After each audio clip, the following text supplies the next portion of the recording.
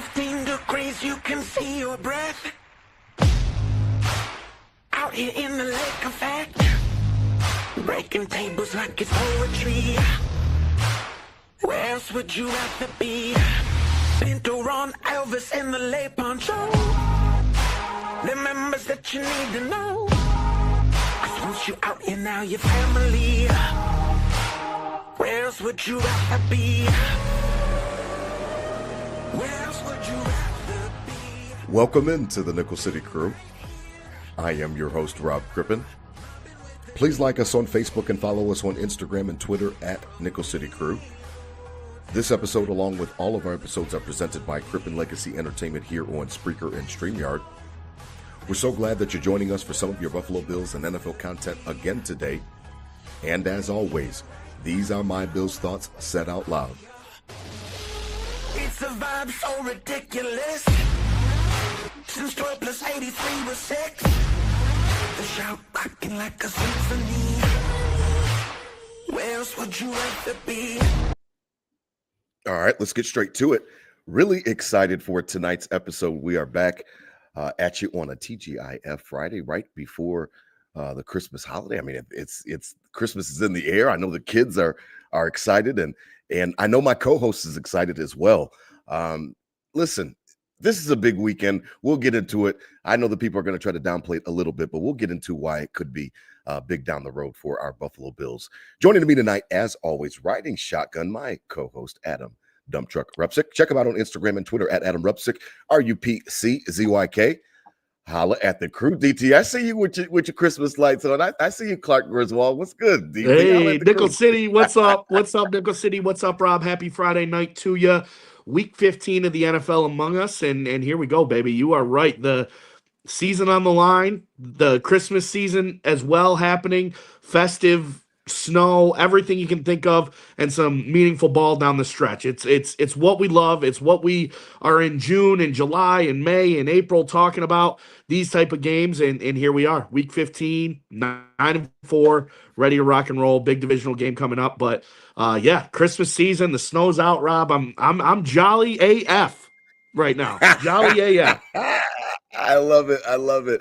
Yeah, man. I mean, I'm not a huge Christmas person, but I mean, when you've got 4 kids, then you just can't escape it. So I try to be the Grinch as much as I can, but it's really I have nowhere to hide. So everybody's really excited down here in Charlotte as well. Well, DT, before we get into why I named the episode the way that I did, I wanted to quickly recap last week and kind of put a bow on it. DT, our Bills, if you didn't know, I don't know what rock you've been under. They come back from behind, beat the Cincinnati Bengals at the Ralph, 39-34 in an epic game, to be honest. And DT, I came away from that game just feeling like a sense of just gratefulness. Josh Allen is the best quarterback in the NFL.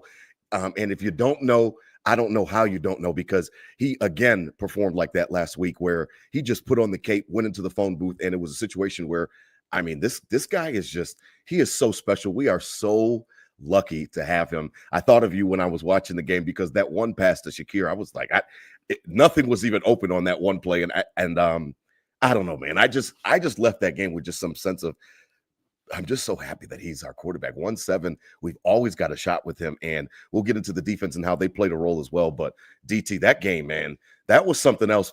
He's the best quarterback in the NFL right now, and I'm so lucky that we have him.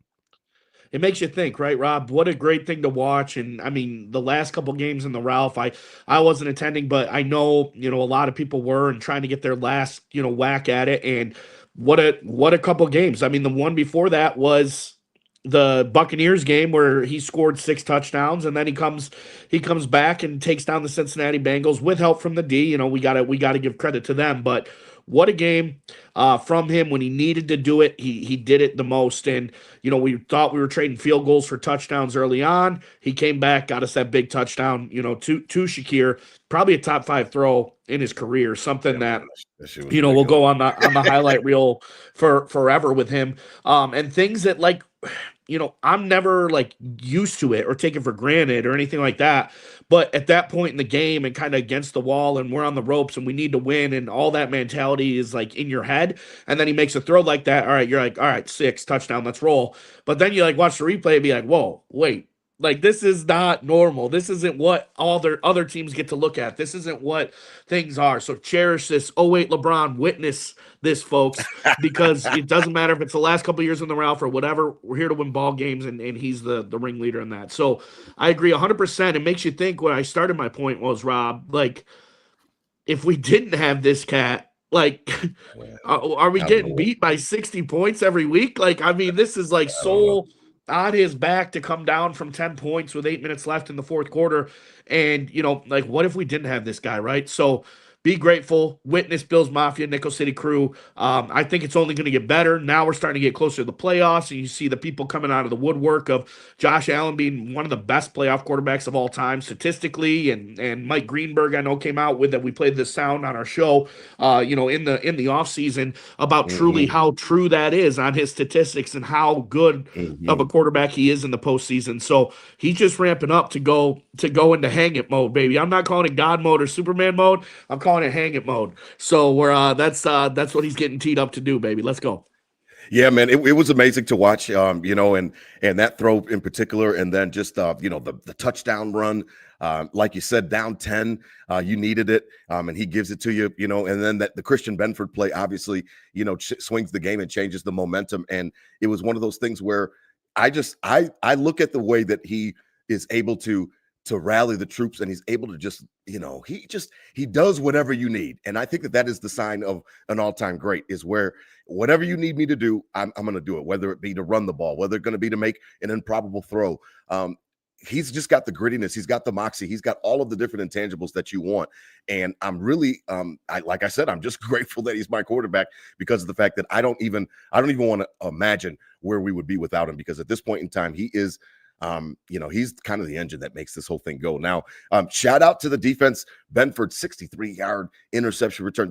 That play, DT, coming off the previous week where he made a big-time play on the fumble recovery in Pittsburgh. I mean, this guy, hopefully he plays on Sunday, as long as he's healthy. Keep him out if he's not. But if he's healthy, Benford has been stepping it up. I know that he was a little bit, shaky to start the year, and maybe that was because of an offseason, injury, but he's starting to ramp it up. I heard that he gave up like no yards a couple weeks ago, and then he was locking up Chase. Benford is starting to come into that role of the cornerback one, following their best receiver, doing that whole shadow thing. That's one of the things that you look for when you pay a guy, top dollar, and he's obviously on a nice deal, but he got a raise. You want to see him trail the number one opposing wide receiver, and he's doing that now, and he's in a situation where he's stepping up right at the right time. This is the time that you need to be playing your best football. Bargain deal for a cornerback one, a late round pick. We get him, pay him good, making progress and making plays for us every week. I mean, the shadowing of the number one wide receiver, that's something I guess I knew, right? But then kind of noticing it over the past couple of weeks of him actually moving around with DK Metcalf 2 weeks ago, having a scoop and score, him running with Jamar Chase and a sick, like that wasn't like a blitz or anything on that. He just made the read and, jumped up and a beautiful pick to take it back while he's guarding Jamar Chase in the slot. Came off, had a great sack on Joe Burrow earlier in the game. He's a great blitzer when they send him. He can cover. He's got your top guy, and he's got more touchdowns than Dawson Knox. So I think, overall, it was a great investment. He's a gamer, but the health has been an issue throughout his career. Walking boot, but a short walking boot, like a trainer walking boot, right? Not a high top.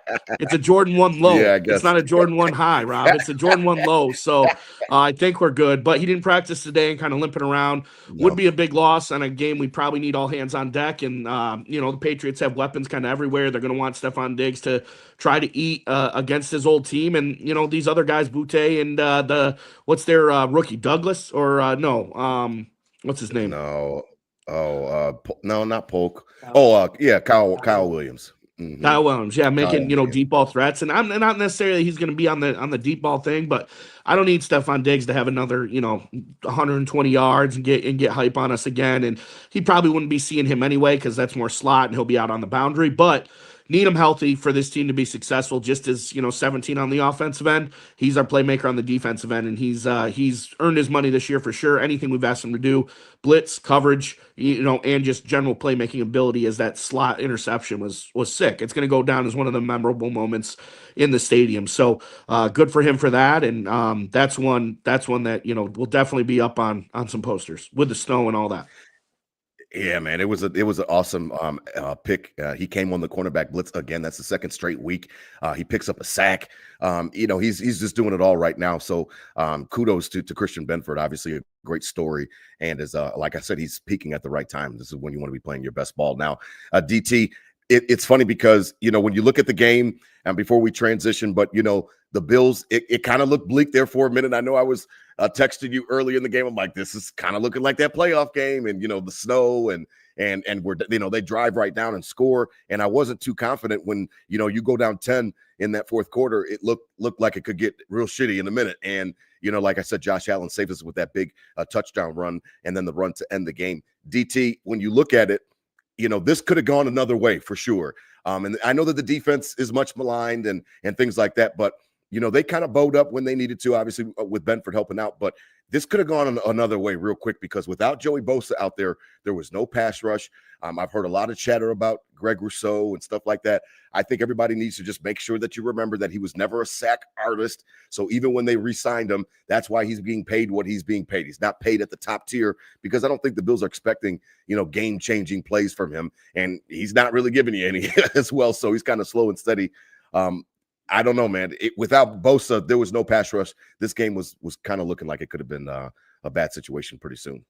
Yeah, I mean, Joe Burrow gets the ball out fast, whatever, but it was non-existent. The only pass rush was when we sent secondary help, and with that, it got him off his mojo and forced him into a few mistakes, and probably threw a few balls a little quicker than he should have. And 2 big turnovers, we take advantage. Game's ours right out of the gate because of that. But we're going to need pressure down the line. If we want any chance deep in the playoffs, and definitely a Lombardi. We see it every year of how good a defensive pressure can take out a quarterback in the Super Bowl and what that would mean. And we got to start seeing it. Joey Bosa has given us the only light of that this year. I'm not, expecting Rousseau to go out there and, have 3 sacks a game, but it'd be nice to see him make a few plays, right?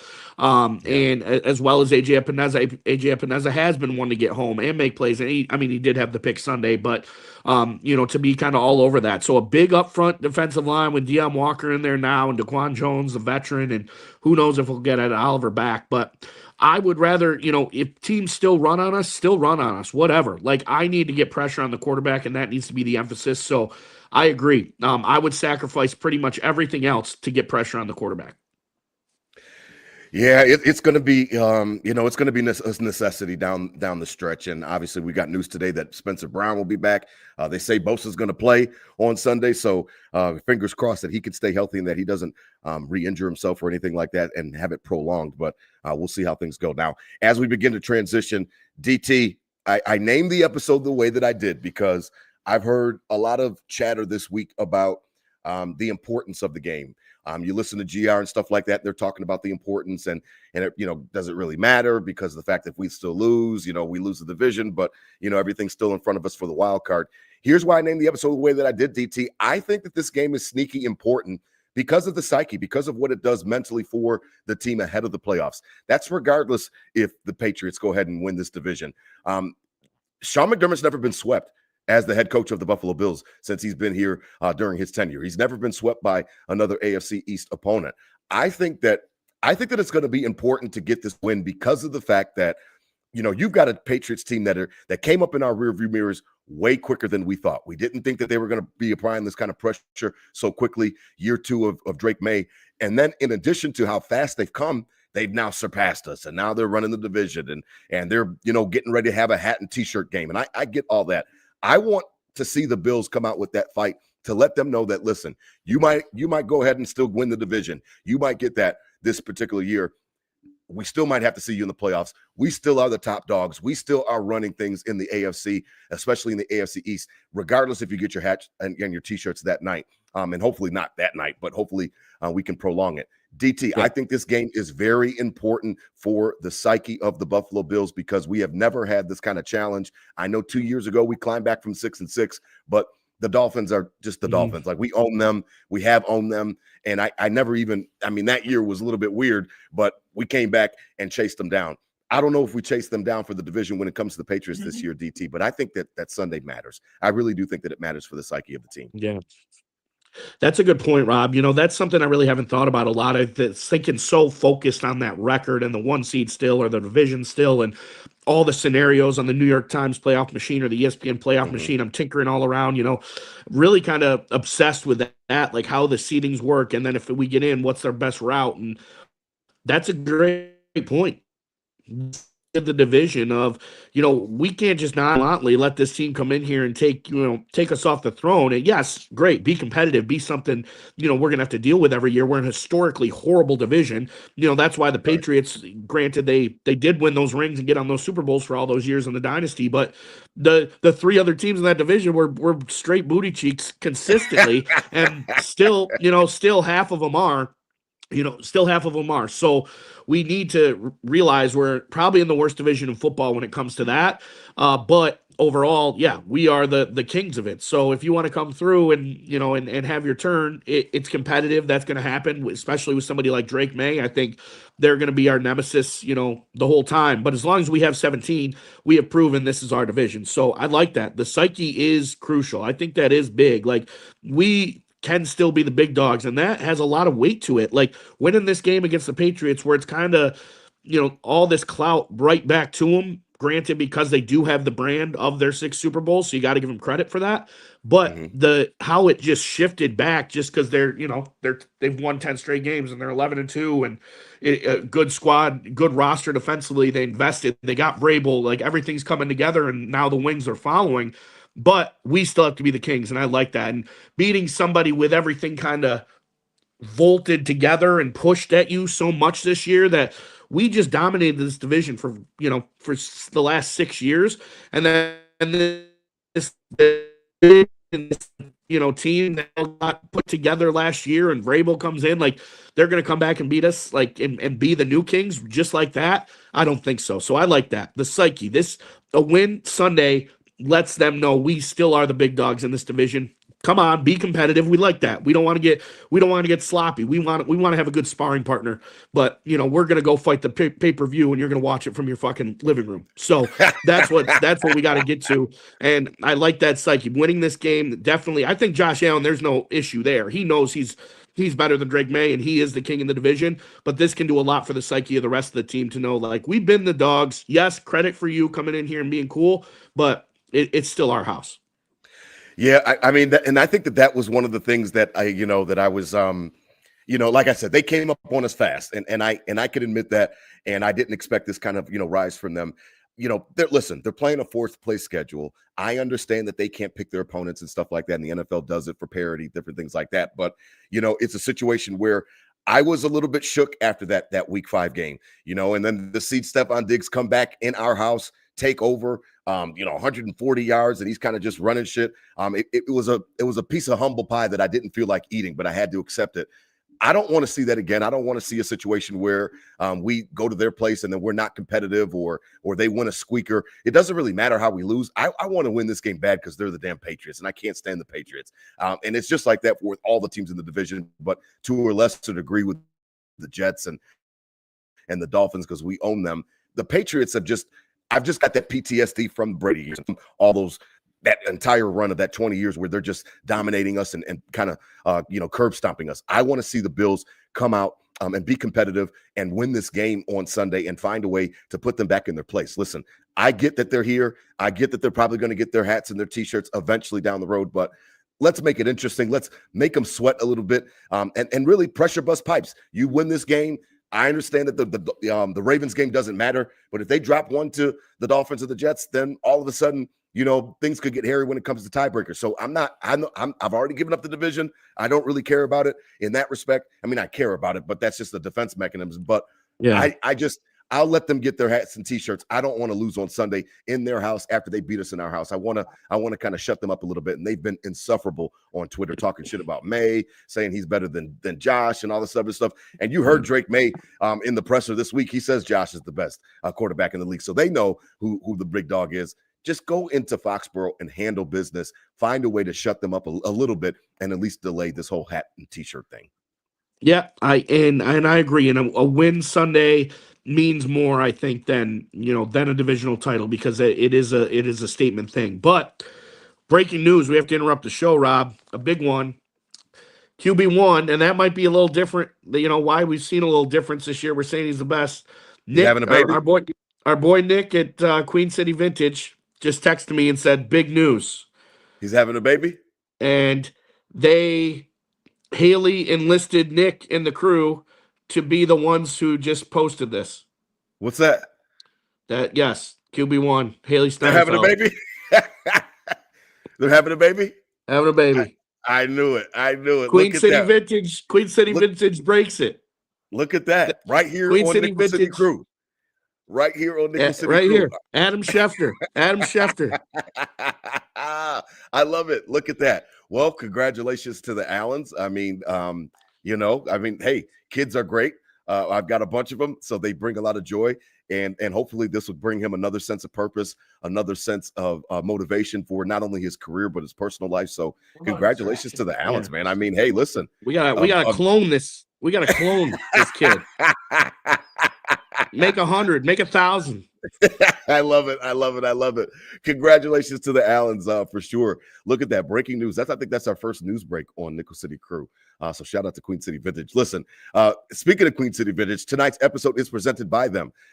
Listen, check them out. Our buddy Nick and Kai, they are running a great storefront, Queen City Vintage right there on Elmwood across from 40 Thieves. Check them out. They've got all the drip. They've got all the nostalgic Buffalo Bills, Buffalo Sabres, Buffalo City themed T-shirts and jackets and hats, all the stuff that you need to get geared up for this playoff run.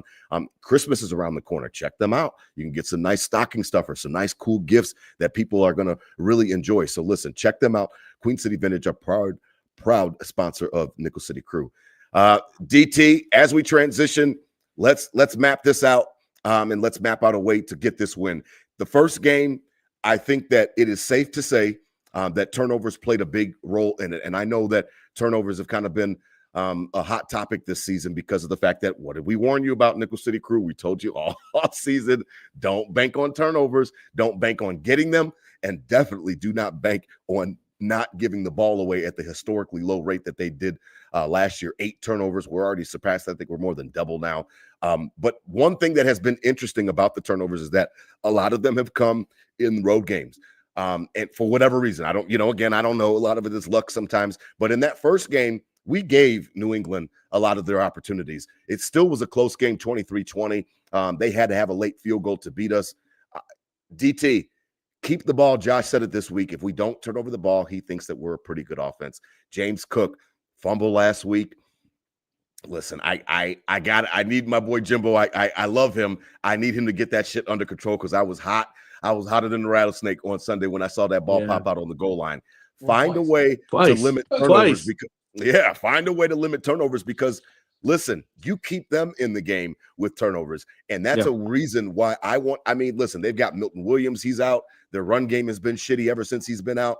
I know that the Bills are probably going to implore some type of run game approach, but take care of the ball regardless, whether it be Jimbo or Josh. Find a way to keep the ball away from them and make them earn everything because you don't want to get in a situation like you did week 5 where you're giving them help. They don't need any help clearly with their record, but don't give them any freebies on Sunday. I think one of them was on the 9-yard line, right? And then another one was we were in the red zone. So two, high scoring chances from both, from both sides of it, right? So we turn the ball over when we're about to score. We give them the ball with only 10 yards to score. I think we did hold them to a field goal there, but still, it's they'll lose the game by 3 points anyway, right? So it's non-negotiable, can't happen. This team of, that's why McDermott and the preaching and the trust the process. The process is discipline, like penalties, turnovers, like we don't do it. can't bank on him defensively to get him. You can, it's part of the MO a little when it's as consistent, but it hasn't been Sure, this year for us on sure. takeaways. Last year it was a little bit of the MO. It's just part of what they did. They were training for it. They were punching right. And this year it hasn't been as much, but they've come and made some big turnovers in some crucial times. Obviously, as we saw Sunday, that sealed us the victory. But giving the ball away is something we can control. And I agree. We need to get back to the process and everything of this hard ass of McDermott preaches, the things that we can critique. We can also say, like, okay, now we need to get back to that. Be more disciplined, not jumping off sides when the game's on the line, not having 11 penalties and killing yourself and not turning the ball over 3 times. So it starts with 17 and works on from there. Obviously, 4, that was his MO. Literally his first game, his first touch ever against the LA Rams. He fumbled in that Thursday night game. He fumbled the first play of the game against the Denver Broncos when it was that bullshit game with the 12 men on the field and the Monday nighter. And then a crucial one last week, won the game. 2 crucial ones here. Like, way too many times to put the ball on the ground. And the second one wasn't even like he was extending. It just, he didn't have it secured. So It was like that's got to be a point of emphasis. It seemed like like with his knee or something capable. like that. He's capable because he did have, the problem early in his career. Then he kind of hunkered down and was very good with it for a few years. It hasn't been an issue recently. No, past couple of games, it's kind of peeking its head out. So it might just be the price you pay for somebody as elusive. Well, he's a fumble problem, but it can't be every week. So I think obviously that's a point of emphasis. He takes it seriously. We're going to cut down on those. But 17 doesn't need to be throwing asshole picks either. And he's done that a few times this year that, just not necessary and trying to force it. Like, I think now, though, he's late enough in the season. He wasn't taking those runs and scrambles earlier in the year. Yeah. Now he's busting them off instead of throwing the pick, right? So it starts with him, then goes right to 4, but we can control that side. Back to trust the process, penalties and turnovers that we can control. We can bank on getting a few, but we have to control the front end of those. Yeah, no, I don't want to give them any more extra possessions or anything like that. They really can crush your hopes in a game and put the team, your opponent, in an advantageous situation. So we'll be watching that for sure. I have trust in Jimbo. He has been good with it. You are right about that, DT. He did, he cut him down for some years, but they have kind of reared their ugly head recently. So we'll see how he takes care of ball control on Sunday. Now, DT, it'll be interesting because what did they say? Spencer Brown will be back. So that's a good sign. They say Bosa will be back. I'm interested in the Bosa thing because I don't want to. I almost wanted to give him another week because of the fact that, what did we say all offseason? Just get him to the playoffs. Just get him to the playoffs. Well, now we're right around the corner from the playoffs, and he has an injury. Now, what was it? Was it a calf or what was it? Hamstring? Hamstring. Yeah. Well, his wrist. He's been battling his wrist. Right, but that's not why he missed. But his hamstring. Yep. Yeah, okay, hamstring. So sometimes those things are weird and you want to nurse him, but I understand if he's healthy. Listen, I trust the medical staff. They wouldn't put him back on the field if he couldn't play. So obviously they announced today, McDermott did, that he can play, then obviously they feel that he's good enough to go and not hurt himself again. On that side of the ball, DT, I don't really know how I'm supposed to feel about the defense. I know that I lowered my expectations because of some of the injuries and different things like that they've been going through. I know that we talked about it, and we can't stand that McDermott is always given that pass when it comes the end of the season. But sometimes, excuses are not always excuses. Sometimes it's just a reason. And they are playing with a lot of guys that are out. Looks like Bernard will be out again. He didn't practice today, so I don't know what's going on with him. But secretly, Shaq Thompson has been taking over his spot and playing very well. So I would like to see Shaq Thompson stay in that role anyway, regardless if Bernard was healthy or not. DT, what do you see from that side of the ball as we come into this matchup? We come down the stretch. I know that this is one of the worst. This has got to be the worst McDermott defense during his tenure, but sure, I think if we could find a way to make timely stops in the postseason, I think that we'll be okay. Much like, last week with Bernard, the week before with Bernard again, Benford, with against Pittsburgh. If we could find a way to get timely stops, I think that might be just enough. You might be in a game that's got 11 possessions. If you can force a couple punts and a turnover, well, then all of a sudden, they're down to 8 possessions or they're down to 7 possessions, whatever the case may be. Find a way to force some turnovers and find a way to stop. Get them off the field. They were atrocious on Sunday, DT, on third down. Joe Burrow was doing whatever the fuck he wanted to do. They were converting. I think it was like 9 of 11 on third down. That is not going to cut it in the playoffs. It's not going to probably cut it on Sunday against a guy like Drake May. find a way to get some stops, get these guys off the field. I know that you don't have all of your guys, but find a way to get these guys off the field. Come hell or high water, you can't let a team just possess the ball, drive up and down the field on you, whether it's death by 1,000 cuts or big plays. You're not gonna be long in the playoffs if you're giving long drives or explosive plays. Third downs are the death of this, especially Sunday. Every playoff game, every getting one stop, and we can't get it and can't get off the field on third down. That's wild. And but overall, I think this defense is coming around a little bit from when it was beginning of the year, real Swiss cheese. Like, all right, we're going to have to literally score 50 a game, because this defense is like Bengals bad or Cowboys bad, right? And that was the talk earlier in the year. We've kind of tightened up, gotten to that. If the talent isn't there, we have tightened up into that bend, don't break mentality, of what McDermott preaches, and that has showed its head a little more over the past couple of weeks. So I have confidence. I think we're getting in there. The team has caught up with the scheme a little bit and made up for the lack of talent, and maybe the lack of talent has been here for the last, 8 seasons they've been around. They've had better players. Right. Don't get me wrong. I get your point where it might be the worst, but that lack of talent it makes up for with this scheme, and so that's why Trey White can still be out on the field. And when you see him in one-on-one situations, he's getting cooked.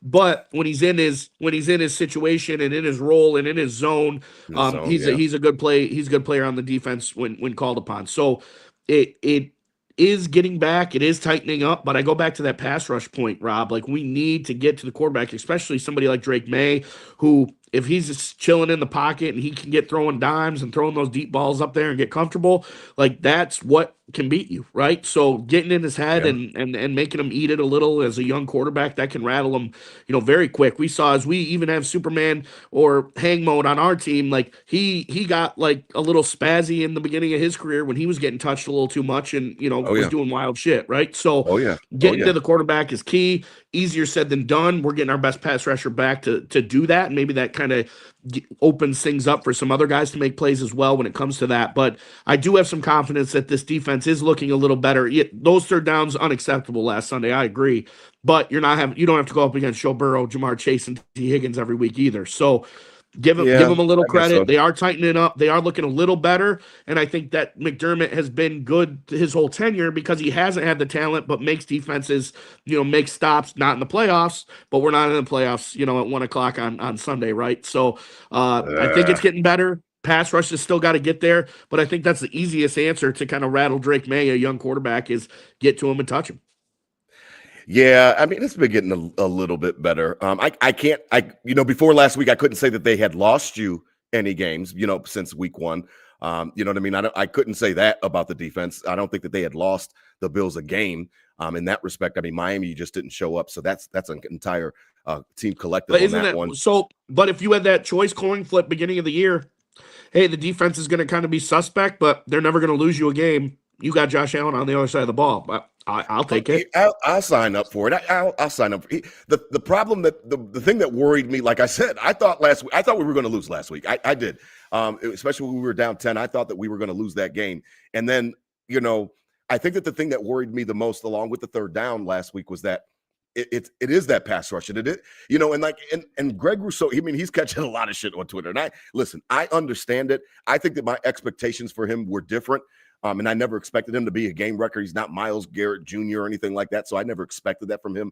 But I thought that it was stark when you just let Joe Burrow sit back there. And you're right. He's got great weapons. But, May's got weapons and stuff like that. I don't think Shedeur Sanders is going to light the Bills up. But he threw for 300-something yards, last week. And then you've got Jalen Hurts, who's, his offense looks like they're tattered right now. And then the Jets to end the year. I just want to see them get into form and find a way to get a pass rush. Because regardless of the talent or what might be on the defensive line, you've got to generate some push. Now, I know Ed Oliver is a big part of that, and I get it, and I miss him for sure. And hopefully, fingers crossed that he's back for the playoffs. But I think that that's what worried me and concerned me most after watching that game last week, DT, was that Burrow had all day. He did whatever he wanted to. We didn't sniff him. And I think that if you get into that kind of mode where the quarterback is just comfortable as fuck, I think that I don't know, man. It just doesn't make me feel good. And I don't know if Joey can can cover that. You know what I mean? We always talk about how Josh, he's the deodorant. He covers up a lot of the errors on the team and players and yada, yada, yada. I don't know if Joey Bosa is that player anymore where he can just cover up for everything. We'll see on Sunday if he can have an impact, but I do need some other guys to step up. I do need AJ Epinesa to help out. Be more creative then. It doesn't have to just be defensive line for the pass rush. We're sending corner blitzes. We have some new looks with our linebackers. We have different linebacker personnel in there.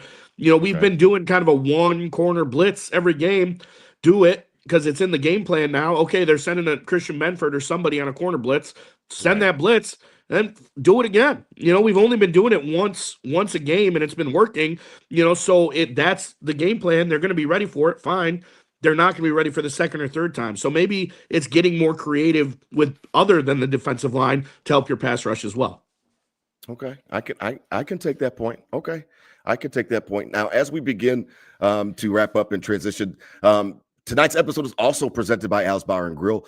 We've got some stuff set up with them. I cannot wait to start doing some live shows. I want to get in there before the playoffs start, so I'm working on that. Nickel City crew. Check out Al's Bar and Grill if you're down here in Charlotte where I am. They are right here in Cornelius, Huntersville, Lake Norman area, right on the lake. Check them out. Listen, they've got the wings that DT loved. He raved about them when he got down here. The Buffalo Garlic Prime. We just had them last night. The boys and I were there. My Kings and I were there last night for Wing Night, Dollar Wing Night. Check them out. Listen, they throw the Bills games every week. It's a great atmosphere. You can go and check them out. Check out Al's Bar and Grill right here on Catawba in Cornelius, Lake Norman. DT, before we get to the tailgate report, I wanted to know, okay, not doomsday scenario, but let's say it turns out to be a hat and t-shirt game. How do I pick myself up Sunday afternoon going into the evening and feel better about it if they do get the division and beat us? Because if that's the case, then I want to position myself for the highest possible seed. I want to play that, hopefully that AFC North 4 seed, it could be Pittsburgh, maybe possibly, the Ravens. We'll see. You know what I mean?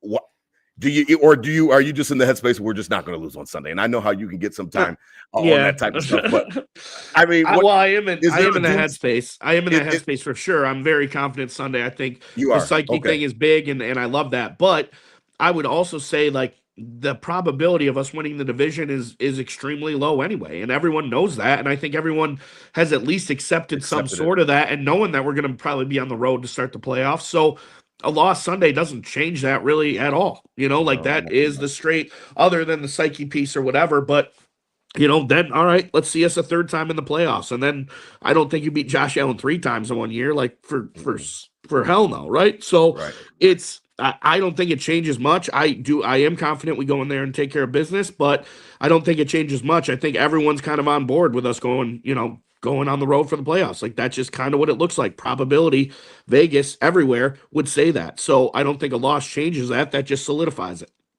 Yeah, no, I think that the division is theirs. I think that even if with a win, I don't see them losing to the Jets. They could possibly lose to Miami, who's been playing better. Miami has kind of gotten a little bit of a pulse as of late, but who knows how they go into that matchup against Drake May and those guys. So I've kind of conceded the division. I've kind of let them have it in that respect, but I would love to see, again, us find a way to beat these guys on Sunday, because I just can't stand the fucking Patriots. I cannot stand them. They're arrogant fans. They're spoiled fans. I can't stand it. That Tom Brady run was just ridiculous. I can't stand it. So because of that, personally for me, I just don't want to see us lose to that game. But I have to be a realist. If it happens, I think that you're absolutely right. Nothing really changes too much. You'll have 5 losses. You still will be in a good position to get that 5 seed. And I think that's the money seed, especially if we want to have another reunion at the Ralph for a playoff game. If you got some upsets in the lower seeds beating the higher seeds, that's the best way to go about it. Is if you're the 5 seed, then you got a chance to host a playoff game. So we'll see how it goes. I'm confident, DT. I think that I just think that this is all just too soon. I really do. And I think that the 4th place schedule is helping. And I know a lot of people sometimes don't like that excuse or that reasoning, but I mean, they have played the 32nd schedule in the league. Like, it's like there's just no way around it. No, they can't make their schedule, but they were benefiting from the fact that they finished fourth last year. So they playing all of the garbage teams in those cross-divisional matchups while we're playing the number one seeds in all of those cross-divisional matchups. Granted, we got losses this year to the Dolphins. We have losses this year to the Falcons. I understand. They didn't slip up. Yes. They haven't slipped up. Yep. They have earned their record. They haven't slipped up. If you don't slip up to the Dolphins and the Falcons, then you're right there neck and neck, and we wouldn't be having this conversation to be a lot different. So I get that. I guess I just don't respect them. How about it? I said it. I don't respect. Fuck the Pats. I don't respect them in their fourth place schedule. I think this was all a year early. And yes, May is a good quarterback. I mean, I know him pretty well, from a distance down here in Charlotte, because he went to school down here. I get it. I just think that they're a year early. And Milton Williams is out. Their run defense went from top of the league to now they're down in the basement. I just don't respect them, DT. I really don't. I think that's what it comes down to. Yeah, I think it is. They can't get that confidence yet. They had it for so long, and they were silent, and now they're on the radio waves again, and they're talking like this is the biggest game in Patriots fans' regular season generation, even through the dynasty. This is the biggest game. Like, I like that there's this much focus. They hate losing so much that, like, finally we think we're back and we're going to take care of Josh Allen. Like, that's not how easy it works. That's not how it works. We keep running into these teams in our whole lives, like playing all these quarterbacks you can never beat. Like, Josh Allen has to be that guy to them, and I hope it is, because screw these fans, screw them. I don't respect them. Stephon Diggs leaves the Bills, and would have been nice to have on this team, but he has his second half fall and all the bad things, in the second half of the season we saw as a Bill, we're seeing it as the Patriots too. So yeah, gotta be not to write them off in disrespect, because they did that with the Miami Dolphins this year and got their ass kicked for no reason, but so why. Not like that, but not respect enough to, like, I'm not respecting you to respect myself. We're still the Kings. We're still the Kings. Like, me respecting you disrespects myself. I get it, man. I just think, I that's a good way to put it. I just think that they are a year early, and I think that they're feasting on a weak schedule. And you're absolutely right; they did not have any slip-ups, so they have earned their record. I just think it's just a little bit too early, and maybe that's a defense mechanism. I don't know. We'll chalk it up to that. Now, so you've got a Bills win on Sunday. I've got a Bills win on Sunday. We'll see how it goes. Now, as we wrap up tonight, the Nickel City Crew Tailgate Report, again presented by Queen City Vintage. DT, before I pass it to you, last week was I was a little bit proud of myself. It was my first time that we had Cincinnati, right? So what are they known for? Cincinnati, the chili. I was like, you know what? I could do chili. I could figure this out. So, I'm looking at a couple YouTube videos. The ingredients are nothing crazy. So I was like, you know what? I'm going to make some chili for the babies, and I'm going to do it right. So I did it right, man. I got all of the ingredients. I got everything that I needed, and I cooked it on Saturday, because they said if, the longer that stuff gets a chance to sit and cook together and all those flavors meld together, that it just makes it even better. We dipped into it on Saturday as well, but we had it all, man. We had all the fixes. I had the cornbread. I had the sour cream. I had the cheese, on top. It was really good. The kids tore it up. They ate it. Ivy was even eating it. She liked the cornbread the most, because I got some of this honey cornbread, and she must have thought it was like cake. You know what I mean? So she was tearing that up, but she ate the chili too. And we had a great time. So I was here at the crib with the Kings, and we had a great time, and we watched the game, and fresh chili, man. Like, it was really good too. I think I did a good job. I had the tomatoes in there and all the tomato paste. I had everything that it said to put in there. I had it in there, man. And that thing roasted on Saturday night and really got melded together. And it was gret Saturday when we tasted it, and Sunday was even better. So we enjoyed it. I can smell that from here, Rob. That sounds great, man. Yeah. Now this week, before I pass it to you, this week, I'm sticking with these themes, man, of the opponent. I mean, what is okay? So what I like that. What's New England known for? And those fuckers up there in Boston. Well, clam chowder, yeah, but I'm not doing a soup. I was like, well, what else are they known for? Oh, they've got lobsters, so we're gonna do some lobster tails. I'm gonna bread some lobster tails. I'm gonna fry them up, some breaded lobster tails, and some fries. Man, just keep it simple with a nice easy side, so I don't have to do too much cooking. But I got the lobster tails the other day. I'm gonna thaw them in some cold water on Sunday morning, get them ready to go, and then I'm going to bread them. I know exactly what I want to do for breading them and fry them up, and nothing like some good fried lobster tails. If you've never had them before, DT, they are they are delicious. So we're keeping with the themes. I'm just going to keep with the theme of the opponent throughout the rest of the season, and hopefully that brings us some good mojo, man. So some fried lobster tails on Sunday are on the menu, man, and I can't wait because I got some juicy ones. They look like they'll be good. What's Cleveland next week? Busch Light? I haven't thought about Cleveland enough. Maybe some garbage plates I'll have to look on and see what Cleveland is famous for. Dog food. Yeah.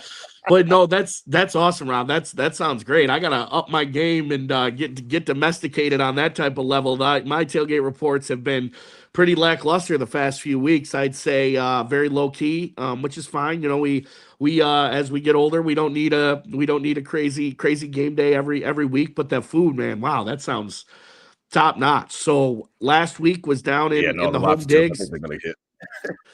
Yep. Yeah, that's gonna be that sounds awesome. And the chili, you know, like I said, some smell from here. Lobster tail sounds great. 2 back-to-back great ones. Can't wait to see, you know, how that is. But was down in the home digs last week, you know, with my crew, the Trike, Kai and Paige. I'm you know, married this year, and I've been with them ever since. You know, haven't gave them any space, and grateful for their hospitality. Came down, went to the Christmas parade down here in the home Panama City, Jamestown area. And Rob, let me tell you, shout out to the city of Jamestown. This parade, 10 out of 10, top notch. Everywhere you can look at it. It's a beautiful thing. What was good about it? The floats, everything. The street, cool? There was just that glisten of snow down. The snow was down. The lights, the trees were all lit up down the street. Everyone was in there. You know, festive cheer. We had a DJ I've never had a parade DJ up on the roof, like with a microphone with the music, you know, Christmas music going, and then him announcing every float that went by. You know, what they were and everything like that. And the parade itself went on probably an hour and a half. Strong floats everywhere, great decor. The big rig parade, Rob. There was like 3 semis, huge trucks, huge trailers with these massive floats. Christmas was in the air. It was magical. I cried a little bit. I had tears in my eyes, man. The Christmas spirit is for real. You know, I have a story that might get emotional. I won't say it this time. I'll save it for an episode closer to Christmas with my mom and me, and Christmas magical spirit, and you know how it just I love it. So it was great. That was the highlight of the weekend until the game by far. That was awesome, man. It was awesome. So had a good time there. Was rushing back last week. We did our game day episode. Kind of did the episode right from the road, and then hauled ass, got to the batch pad 3:30 right at 1:00. Went solo dolo for the game. Watched the first half in living room senior. Swapped it up. Moved red zone to living room senior. Went into living room junior for the second half. It up a little bit. And locked in. And we did, baby. We did. Came out of the half, scored, and you know, 2 big turnovers late, and that was the game day. So low key for me. Nothing crazy on the spread. I got to get my game up in the food spread. But City Jamestown Christmas parade, extravagant. 10 out of 10. Top notch. Look at that, man. I appreciate that, man. That's really cool. You and I are yin and yang. There we go. Another way that we're close buddies, but we're yin and yang. I'm the Grinch. Well, if you got the Grinch, then you need somebody that loves Christmas. I like that. I like that a lot. Listen, I mean, down here, man, we are, you know, we're in it. I got a tree up. I mean, I got a 1-year-old. So you know what I mean? So I turned on the tree the other day, and she got here in the morning. The lights weren't even on, and she goes, whoa, when she saw the tree or whatever. So then we lit it up, and whoa, and that's her big thing is wow, whoa. So she likes it. She did way better than I thought. Princess Ivy has not messed with the ornaments. She hasn't tried to yank it down or anything like that. I was like, I've got a good baby. So she likes to look at it. She likes the lights on and stuff like that. So I'm the Grinch is coming around. I mean, what do they say? The Grinch's heart was 3 sizes too small. It's growing a little bit. Ivy's getting me back in it a little bit as well. And obviously Quincy really enjoys Christmas. He's excited. The older boys, you know how that goes when they get older. So they're playing along, playing their role as good big brothers. So it's cool, man, down here, man. I got a tree up. I'm not total Grinch.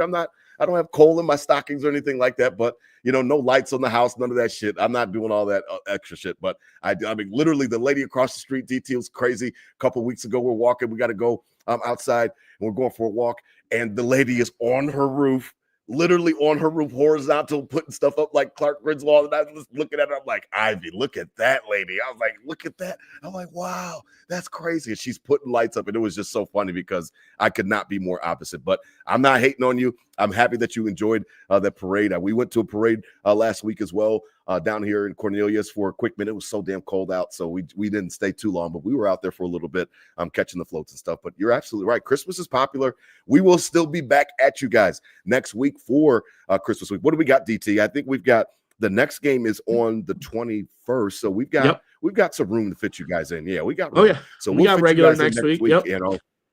Yeah, we're regular next week, and then obviously that following week is Christmas week, and we'll figure out the best way to do it because I know everybody's going to be enjoying their families. Maybe a Friday after Christmas episode. We can do a whole recap of how everything went. We'll figure it out for sure and keep you guys informed.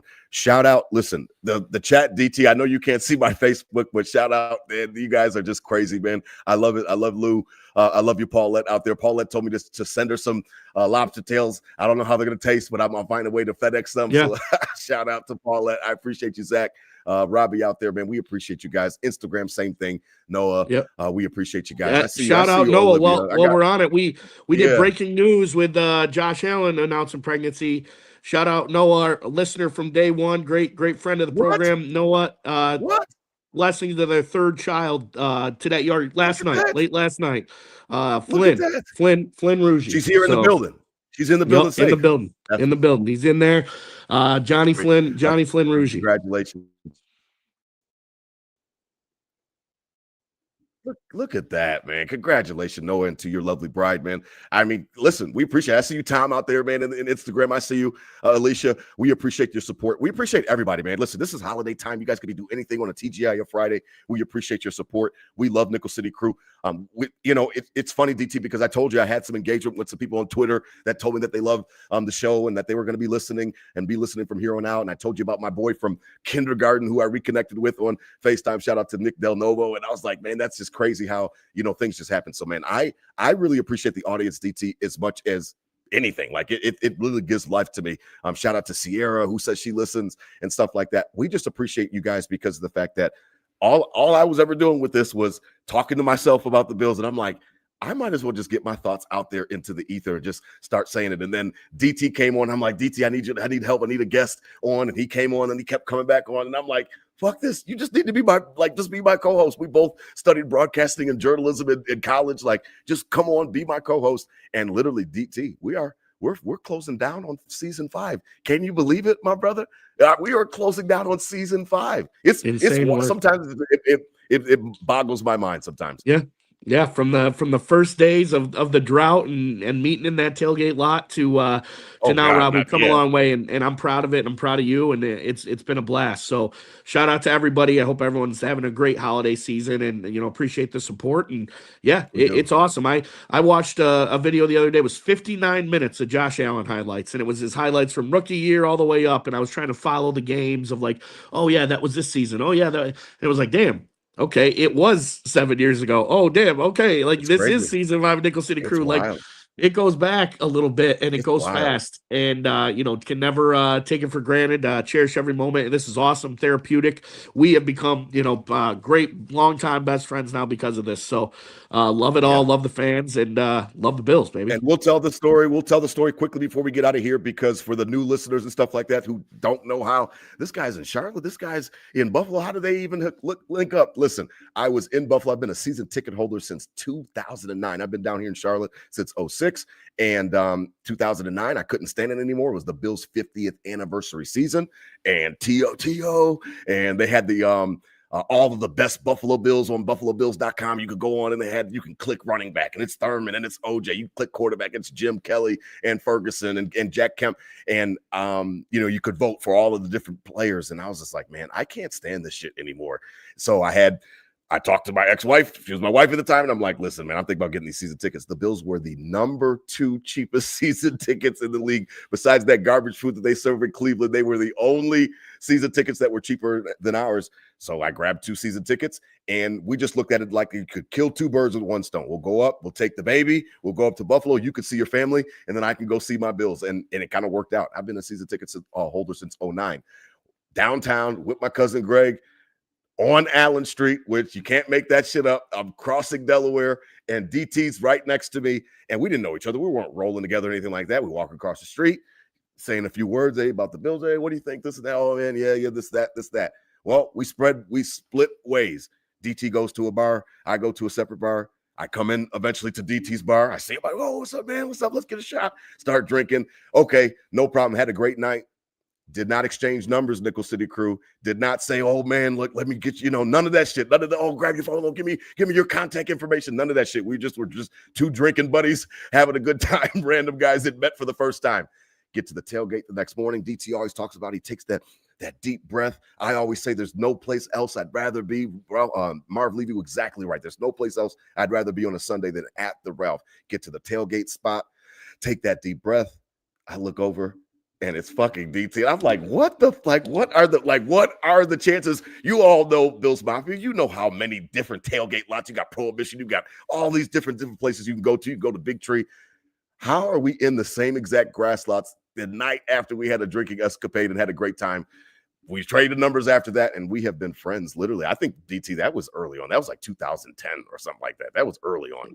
Not 10, but kind of at least 10 years ago. It was like 11 or 13, 11, 12. I can't remember the year, it was but we've been rolling for a minute. It's been a decade at least. Yep, for sure. At least. Yeah, man, it was wild, man. So DT has been my brother from another Bills mother, man, from the beginning. And that story, I love telling it because for the new listeners, because literally you would have never pegged us together. We were not rolling in the same crew. And that's just how Bills Mafia means family. It brings people together. And I literally just asked this random guy with me walking across Delaware on Allen Street, what do you think about the Bills? And all of a sudden, yeah, a decade-long friendship when I wouldn't trade DT for the world, man. That's my dog, man. So I appreciate it, man. Listen, out there, Nickel City crew, enjoy the game. Fuck the Patriots. Like, I can't stand their snobby asses. Like, I just can't stand them. All of you guys out there, enjoy the game. Be safe out there with all the shopping and stuff like that. I know that part of the reason I don't like the Christmas season, everybody just gets in a tizzy and stuff. Take your time, slow down. It's all good. Let's not get into accidents and fight over parking spots, stuff like that. Keep your ass at home and order online if you can't stand all the hustle bustle, but have fun out there this week. Please, out there, spread love, not hate. These were my Bills thoughts said out loud. Hit them with a Go Bills, DT. I feel good. I'll leave this. I do too. I'll leave it. Eat a little bit of their own medicine. When we were 4-0, were the Patriots fans scared of JP Lossman? When we were 4-0, were the Patriots fans scared of Kyle Orton? When we were 4-0, were the Patriots. So just because the Patriots having a nice year, don't mean Josh Allen and the boys are ever scared of them, and I'm sure in hell is not either. So let's go. Go Bills. 10-4. Get the 10th win of the year. Big one for the Psyche. Big one for seeding. Big one for my over-under win total bet. It's got to happen. I love it. Go Bills.